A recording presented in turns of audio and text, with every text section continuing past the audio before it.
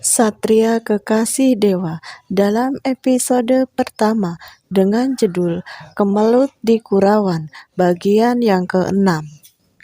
Ilmu dari jambu nada yang dialirkan kepada Ki Jagabaya membantunya untuk melawan aliran tenaga dalam yang dilakukan oleh Ki Ponco lewat ajian gelap ngampar. Di tempat yang sama, yaitu Arya Kamandanu yang berada bersama barisan para warga desa Kurawan juga tampak mengerut. Arya Kamandanu memang tidak merasakan efek dari ajian gelap ngampar yang diterapkan oleh Ki Ponco, namun ia dapat melihat keanehan yang terjadi di sekelilingnya, yaitu para orang-orang desa Kurawan yang jatuh bertimbangan. Menurut Arya Kamandanu, harusnya ajian gelap ngampar yang sekuat itu bukan hanya dirinya dan warga desa Kurawan yang merasakannya, akan tetapi juga dengan orang-orang yang bersama Ki Ponco juga akan merasakan akibat dari ilmu aji gelap ngampar yang diterapkan oleh Ki Ponco. Namun kenyataannya mereka sama sekali tidak terpengaruh. Ada dua kemungkinan dari aji gelap ngampar yang diterapkan oleh Ki Ponco. Yang pertama ialah orang-orang Sekar Kecubung hampir keseluruhannya memiliki tenaga dalam yang luar biasa. Paling tidak setara dengan ajian yang dimiliki oleh Ki Ponco, sehingga mereka tidak merasakan pengaruh dari aji gelap ngampar. Yang kedua, Ki Ponco mampu mengendalikan ajian gelap ngampar itu dengan mengarahkan pada pihak lawan dan tidak pada pihak mereka. Jika yang pertama ini benar, tentu orang-orang yang berada di depannya bukanlah padepokan biasa. Ia tidak dapat hanya berdiam diri, akibat dapat berpengaruh buruk pada warga desa Kurawan. Arya Kamandanu menghela nafas, kemudian ia maju mendekati Ki Ponco. Ternyata Ki Sanak sudah tidak telaten juga dengan pemuda-pemuda desa Kurawan yang berkumpul di sini, yang tidak mau pulang dan segera tidur di rumah mereka. Sampai-sampai Ki Sanak sendiri yang menyanyikan kidung sebagai pengantar tidur itu. Tapi aku merasa kasihan dengan mereka yang tidur di tanah. Sebaiknya mereka tidak tidur sekarang, Ki Sanak, sebab mereka harus menemani anak muda ini menemui Ki Sanak. Ucap Arya Kamandanu kepada Ki Ponco. Sesaat kemudian Ki Ponco dan orang-orang padepokan Sekar Kecubung terkesiap dengan yang terjadi di hadapannya. Tiba-tiba saja para pemuda yang pingsan, mereka kemudian semua siuman dan seperti tidak terjadi apa-apa. Mereka bangun dan berdiri tegap seperti awal mereka datang. Ki Ponco berdehem. Ia memperhatikan Arya Kamandanu dengan saksama, dari ikat kepala yang putih sampai pakaian Arya Kamandanu yang serba putih. Kalau boleh aku tahu, siapa Ki Sanak ini? Sepertinya bukan orang desa Kurawan. Lalu, apa keperluan dari Ki Sanak berada di desa Kurawan ini? Ucap Ki Ponco bertanya kepada Arya Kamandanu. Jambu nada tersenyum mendengar pertanyaan dari Ki Ponco. Pemuda itu kemudian meyakini bahwa ayahnya telah menerapkan ajian eling untuk menyadarkan orang-orang desa Kurawan yang baru saja pingsan. Arya Kamandanu memang tidak mempelajari ajian gelap ngampar karena ajian gelap ngampar ini lebih cenderung merusak.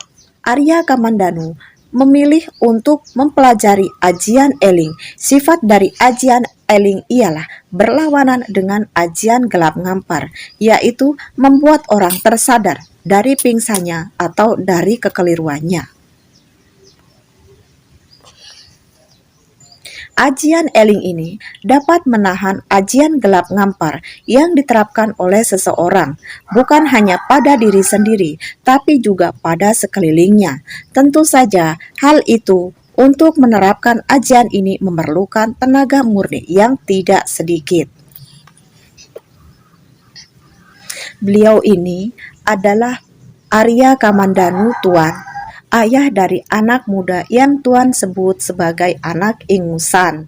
Ucap Ki Jagabaya kepada Ponco memberikan penjelasan dari pertanyaan Ki Ponco, sembari menepuk pundak Jambu Nada. Pastinya Tuan pernah mendengar nama Arya Kamandanu, ucap Ki Jagabaya kembali. Wajah Ki Ponco tiba-tiba saja mengerut. Beberapa saat kemudian, pemilik padepokan Sekar Kecubung itu menatap Arya Kamandanu dengan saksama. Sebagai orang yang cukup lama mengenal dunia olah kanuragan, tentunya Ki Ponco ini mengetahui bahwa dunia kanuragan pernah digegerkan dengan petinggi Majapahit yang terkenal dengan pedangnya, yaitu pedang Naga Puspa. Pedang Naga Puspa begitu banyak diperebutkan oleh berbagai pendekar di bumi Dwipa Maya, dan pemilik pedang itu adalah Arya Kamandanu, yang mana nama itu disebutkan oleh Ki Jagabaya. Ternyata aku bertemu dengan pembesar Majapahit, ucap Ki Ponco, meyakini bahwa orang yang ada di hadapannya itu memang benar, yaitu seorang pendekar yang terkenal. Sungguh suatu kehormatan buat selaku ketua dari Padepokan Sekar Kecubung telah bertemu dengan pendekar pinilih atau pilih tanding yang namanya telah menggetarkan bumi Majapahit dari timur sehingga sampai ke barat. Bahkan negeri seberang pun mengenal nama Arya Kamandanu, pendekar pedang Naga Puspa, ucap Ki Ponco kepada Arya Kamandanu. Arya Kamandanu tersenyum mendengar ucapan Ki Ponco. Itu terlalu berlebihan, Kisana. Takkah kau lihat, aku sudah mendekati uzur, dan aku bukan lagi seorang pembesar Majapahit. Aku hanya rakyat biasa, sama seperti Kisana. Malahan Kisana mempunyai padepokan yang sangat dikenal di daerah ini, ucap Arya Kamandanu berkata kepada Ki Ponco.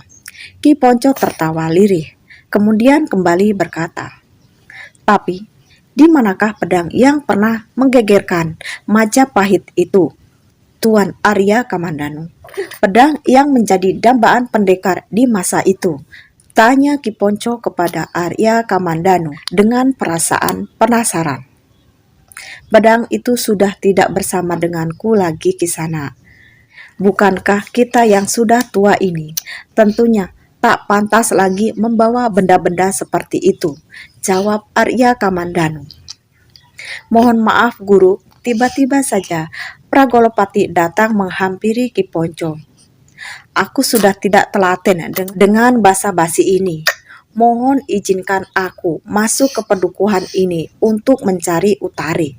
Bukankah aku sudah berjanji kepada Eyang Guru dan untuk memberikan Utari kepada Eyang Guru? Utari adalah termasuk salah satu syarat dari Eyang Guru, ucap Pragolopati kepada Ki Ponco. Tidak baik membawa gadis berjalan di malam hari seperti ini, Pragolopati. Sebuah suara menyela, yaitu suara yang berasal dari Jambu Nada.